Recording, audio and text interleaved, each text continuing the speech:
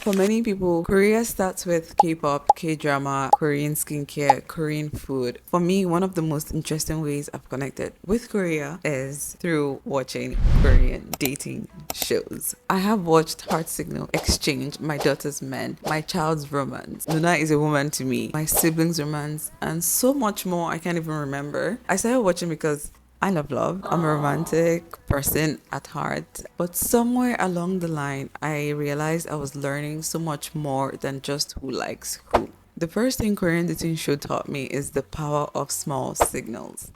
Everything matters. In Heart Signal, one text message, one seat choice, one late night conversation can literally completely change the direction of someone's feelings. Love in these shows is not always loud. Sometimes it is quiet. It is who remembers what you like, who cooks for you, or who chooses you when no one is watching. The second thing is anticipation. Korean dating shows know how to build emotional tension.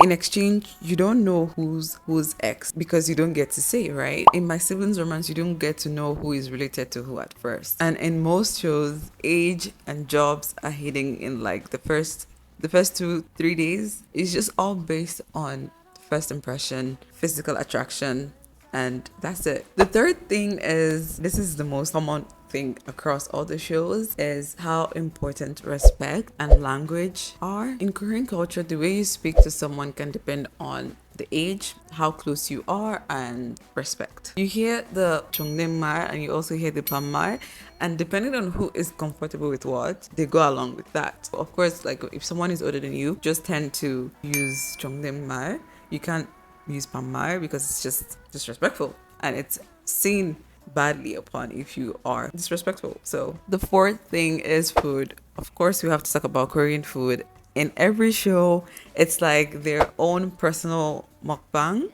because this, first of all, they sleep late, they drink at night, they have snacks. Food is almost like its own love language. Cooking for one another, eating together, drinking together, playing games together. And having a late night meal can say so much without anyone even saying anything directly because you decided to stay up with me at night. Sometimes dinner becomes the confession before the actual confession.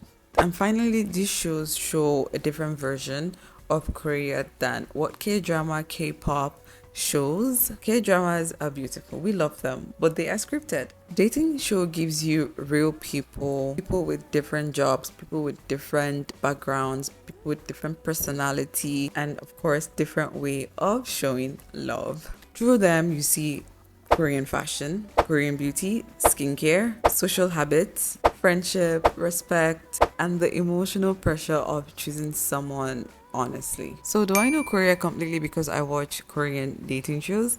Of course not, but they have made me curious about Korea in a deeper way. They taught me that Korean culture is not only in the big things, sometimes it's in the small signals, the meal, the silence, the timing, the way someone speaks to you, and the way someone chooses you. And maybe that's why I keep watching. 안녕, 안녕히 가세요.